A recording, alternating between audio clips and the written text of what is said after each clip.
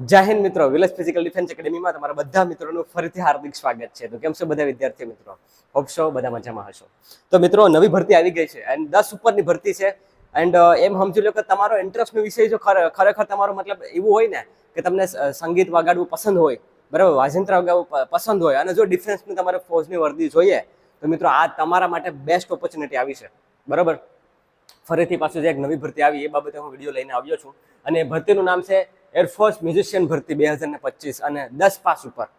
અને કોઈ પણ પ્રકારનું મતલબ સર્ટિફિકેટની જરૂર નથી આમાં. તમારે બસ 10 પાસ હોવું જોઈએ, તમારી પાસે ટેલેન્ટ હોવું જોઈએ, તો આ ભરતીમાં તમે ફોર્મ ભરી શકો અને તમે નોકરી લઈ શકો મિત્રો. બરાબર, તો બધી વિગતવાર વાત કરવાના છે. આ ફૂલ વિડીયોની પીડીએફ મેં આપણી ટેલિગ્રામ ચેનલ જે છે ને વિલેજ ફિઝિકલ ડિફેન્સ એકેડેમી એમાં રાખી છે. બરાબર, તો ત્યાં જઈ અને એકવાર ચેક કરી લેજો, જોઈ લેજો ફૂલ. બાકી વિડીયોમાં તો હું જેટલી માહિતી આપીશ ને એ તમારા માટે એટલી સફિશિયન્ટ છે, તમારે બીજું કંઈ પણ જોવાની જરૂર નથી. તો ચાલો હવે કંઈ પણ ટાઈમ વેસ્ટ કર્યા વગર વિડીયોની શરૂઆત કરીએ. પણ એ પહેલા અગર જો ગુજરાતના વિદ્યાર્થી હોય ને તો પ્લીઝ વિડીયોને લાઇક, શેર, સબસ્ક્રાઇબ કરવાનું ભૂલતા નહીં. તો ચાલો હવે વિડીયોની શરૂઆત કરીએ. ઓકે મિત્રો, તો હવે વાત કરીએ પહેલા કે એરફોર્સની મ્યુઝિશિયનની ભરતી આવી ગઈ છે. તો એમાં શું શું ક્વોલિફિકેશન માંગ્યું છે બધી ડિટેલની વાત કરવાના છે આપણે. તો ફર્સ્ટ ઓફ ઓલ પહેલા વાત કરી નાખીએ કે પોસ્ટનું નામ શું છે. પોસ્ટનું નામ છે એરફોર્સ મ્યુઝિશિયન ભરતી. મતલબ કે આપણે એલું જે તમને ખબર હોય તો કે આપણે તમે પરેડ જોઈ હશે તો ત્યાં બેન્ચ બાજાને જે બી મ્યુઝિશિયન ભરતી હોય, બરાબર, તો જે બી વગાડનારા હોય ને એ પણ શું કહેવાય કે સોલ્જરો જ હોય છે, એ પણ ડિફેન્સના વિદ્યાર્થીઓ જ હોય છે. તો એના માટેની ભરતી છે. તો હવે એનું શું મતલબ આગળ શું બધી ક્યાં ક્યાં ટ્રેક્સની બધી વાત કરીશું. પહેલા વાત કરી નાખીએ કે ફોર્મ ક્યારે શરૂ થયા છે. તો ફોર્મ શરૂ થવાના છે 21 એપ્રિલથી. 21 એપ્રિલથી ફોર્મ શરૂ થવાના છે અને ક્યાં સુધી ભરાશે? 11 મે સુધી. એટલે કે પહેલી 21 તારીખથી મતલબ કે આવનારી 21 એપ્રિલથી લઈ અને 11 મે સુધી ફોર્મ ભરાશે. બરાબર, તો જે બી 10 પાસ છે ને વિદ્યાર્થીઓ એના માટે તમે તો સુવર્ણ તક છે, તો આ ફોર્મ ભરી દેશો. એમાં ફી ભરવાની રહેશે તમારે 100 રૂપિયા બધી કેટેગરી માટે.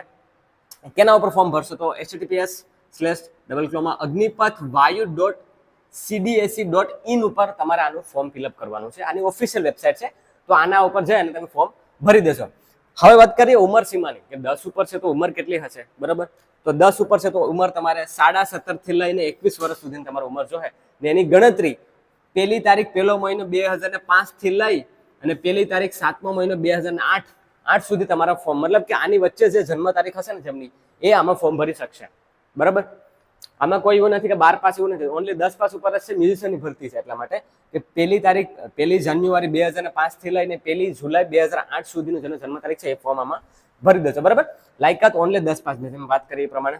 બરાબર, અને આની જે ભરતી છે ને મિત્રો, બરાબર, એ થવાની છે દિલ્હી અને બેંગ્લોરમાં જશે. એટલે આપણે ગુજરાતના વિદ્યાર્થીઓને તમારે એટલી ગણતરી રાખવાની છે કે દિલ્હી અને બેંગ્લોરમાં જઈને આપણે આમાં કરવાનું થશે 10 જૂનથી લઈને 18 જૂનની વચ્ચે.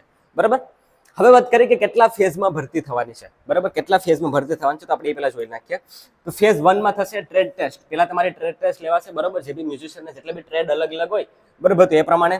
પછી ફેઝ 2માં છે સીબીટી ટેસ્ટ. એમાં એક્ઝામ લેવાશે. એક્ઝામ અહીં સાવ આસાન છે. બરાબર, વિડીયોમાં આગળ કહું છું, હાવ ઓછા ક્વેશ્ચન અટેમ્પ કરવાના છે. બરાબર, phase 3 physical test. Physical test એ નોર્મલ છે સાવ. બરાબર, ફેઝ 4 એડેપ્ટેબિલિટી ટેસ્ટ. યસ, આ શું છે આમના વિશે વાત કરીશું આપણે. બરાબર, ફેઝ 5 ડોક્યુમેન્ટ વેરિફિકેશન. બરાબર, કે ડીવી નું લિસ્ટ આવશે તમારું.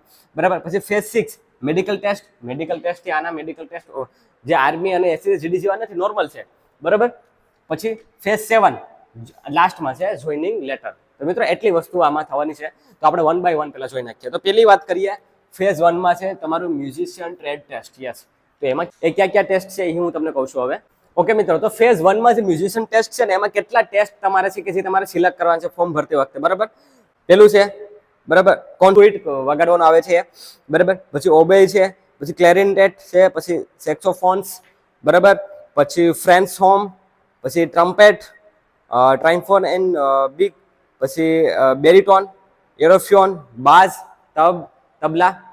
બરાબર, પછી કીબોર્ડ ઉપર જે આપણે પિયાનો વગાડીએ એ. બરાબર, ગિટાર છે, પછી વાયોલિન છે, પછી ડ્રમ વગાડવાનું છે, પછી ઓલ ઇન્ડિયા ક્લાસિકલ ઇન્સ્ટ્રુમેન્ટ. બરાબર, તો એટલા ટ્રેડ છે. મતલબ આમાંથી તમને જે બી ઠીક લાગે ને ભરી દેજો. વેકન્સી બધામાં હરખી જ હોય, એટલે આમાં તમને જે ઠીક લાગે એમાં ભરી દેજો. મોસ્ટ ઓફલી જે ટ્રમ છે તમારે કેમાં ભરવું છે? બરાબર, ટ્રમ છે, પછી વાયોલિન છે, પછી કીબોર્ડ મ્યુઝિશિયન છે. બરાબર, પછી તબલા છે. તો એમાં વધારે પડતું એમાં પ્રાયોરિટી રાખજો તમે ભરવાની. Phase 2 exam. એક્ઝામમાં શું છે સર? બરાબર, તો એક્ઝામમાં છે ને મિત્રો 30 ક્વેશ્ચન 30 માર્ક. યસ, કેટલા? 30 ક્વેશ્ચન 30 માર્ક છે, કોઈ પણ નેગેટિવ નથી. અને એ ટોટલ જે ક્વેશ્ચન છે ને એ ઇંગ્લિશમાં રહેવાના છે મિત્રો. યસ, ઇંગ્લિશ લેંગ્વેજમાં. બરાબર, કે 30 ક્વેશ્ચન જે છે એ તમારા ઇંગ્લિશ લેંગ્વેજમાં રહેવાના છે. બરાબર, તો તમારે ધ્યાન એ રાખવાનું છે કે ખાલી 30 ક્વેશ્ચન અટેમ્પ્ટ કરવાના છે અને 30 મતલબ કોઈ પણ નેગેટિવ નથી. બરાબર, પણ છે ઇંગ્લિશમાં, એટલે એ એક વસ્તુ ધ્યાન રાખજો. ટેન્શન લેવાનું નથી મિત્રો તમારે. બરાબર, કે સર અમે તો ગુજરાતી તરીકે ગુજરાતી ઇંગ્લિશમાં એટલું બધું આવડતું નથી તો શું કરવાનું છે. બરાબર, તો એ કઈ ઉપાધિ નહીં કરતા. 30 ક્વેશ્ચન ઇંગ્લિશમાં આવે તો એને નોર્મલી હાવ બેઝિક સવાલ હોય. બરાબર, તે બેઝિક સવાલ તમારે છે ને કે કોઈ પણ યુટ્યુબમાંથી કે ક્યાંથી પણ છે એ જોઈ લેવાના છે ખાલી થોડો સમય પૂરતો. બરાબર, આરામથી એમાં પાસ થઈ જાય, એમાં કોઈ બહુ મોટી વાત નથી. પછી વાત કરીએ ફિઝિકલ ટેસ્ટ. તો ફિઝિકલ ટેસ્ટ હાવ નોર્મલ છે. પછીનો ટેસ્ટ જે આવશે ને ફિઝિકલ, તો એમાં પહેલા તમારે ઊંચાઈ કેટલી જોશે? 162 સેન્ટીમીટર મેલ માટે. ફિમેલ માટે 152. બરાબર, સાતી 77 થી 82. પુરુષ માટે 77 થી 82, મતલબ કે 77 નોર્મલ, 82 એક્સપાન્ડ કરીને. બરાબર, 5 સેન્ટીમીટર એક્સપાન્ડ નું હોય છે ફિમેલ માટે. યસ મિત્રો, તમે એવું કહેશો કે ફિમેલને પણ ચેસ્ટ મેઝરમેન્ટ હોય છે. યસ, હવે નવી જે ભરતીઓ બધી આવી રહી છે ને, બરાબર, કેમ કે ચેસ્ટ છે ને એ એક્સપાન્ડ, આપણું બ્રીધિંગ કેપેસિટી જોવાની આવે છે. બરાબર, એ આ રીતના બ્રીધિંગ કેપેસિટી આપણે ચેક કરતું હોય છે કે આપણે કેટલું હોલ્ડ કરી શકીએ શ્વાસને. બરાબર, એટલા માટે મેઝરમેન્ટ આ વખતે રાખ્યું છે લોકોએ. પછી વાત કરીએ રનિંગનું. તો રનિંગ 1600 મીટર છે. ભાઈઓને 7 મિનિટમાં પૂરું કરવાનું છે, બહેનોને 8 મિનિટમાં પૂરું કરવાનું છે. બરાબર, પછી કરવાનું છે ભાઈઓને 10 પુશઅપ્સ 1 મિનિટની અંદર, 10 સિટઅપ્સ 1 મિનિટની અંદર, 20 સ્કોડ 1 મિનિટની અંદર. બરાબર, પછી ફિમેલને 1.5 મિનિટમાં કરવાનું છે સિટઅપ્સ અને 1 મિનિટમાં કરવાનું છે સ્કોડ. બરાબર, તો બસ એટલી વસ્તુ છે, હાવ નોર્મલ છે. હું મારા જે વિદ્યાર્થીઓને દોડાવું છું ને મહેનત કરાવું છું ને તો આનાથી 1.5-2 મિનિટ ઓછી લાવે છે. બરાબર, આપણે જે પોલીસમાં જે બેન પાસ થયા હતા ને એને 7:22 ટાઈમ આવ્યો હતો. કેટલો? સૌથી હાઈએસ્ટ. અને 8:30 તો બધી બહેનો પાસ થઈ ગઈ હતી, 15-18 જેટલી બહેનો.